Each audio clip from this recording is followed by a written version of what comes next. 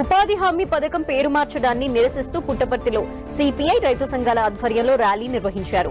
మహాత్మాగాంధీ జాతీయ గ్రామీణ ఉపాధి హామీ చట్టం నిర్వీర్యం చేసేందుకు కేంద్ర ప్రభుత్వం కుట్ర పన్నుతోందని సిపిఐ ఆరోపించింది. ఇప్పటికే 44 కార్మిక చట్టాలని 4 కోడ్లుగా మార్చిన కేంద్రం ఇప్పుడు ఉపాధి హామీ చట్టానికి పేరు మార్చిందని వామపక్ష నేతలు తెలిపారు.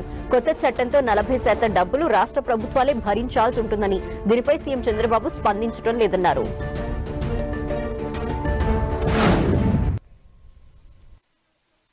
గాంధీ పేరు ఉండడం తప్పని చెప్పేసి అడుగుతా ఉన్నాం.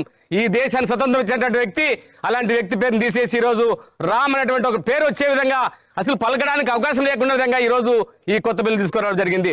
మన గతంలో ఉన్నటువంటి చట్టం స్పష్టంగా పని హక్కును డిమాండ్ చేసేటువంటి హక్కు కలిగి ఉండేది. పని కావాలని అడిగితే 15 రోజుల లోపల ఖచ్చితంగా పని చూపించాల్సినటువంటి చట్టంలో పొందుపరిచారు. అదేవిధంగా మొత్తం బడ్జెట్ లో 90% కేంద్ర బడ్జెట్ కేంద్ర ప్రభుత్వం ఖర్చు పెడితే 10% మాత్రం రాష్ట్ర ప్రభుత్వాలు ఖర్చు పెట్టేటివి. మరి ఇట్లాంటివన్నీ పూర్తిగా ఈ రోజు పక్కకు పెట్టేసి రాష్ట్రాలు 60% ఖర్చు పెట్టాలని, కేంద్ర ప్రభుత్వం 60% ఖర్చు పెట్టాలని చెప్పేసి ఈ చట్టం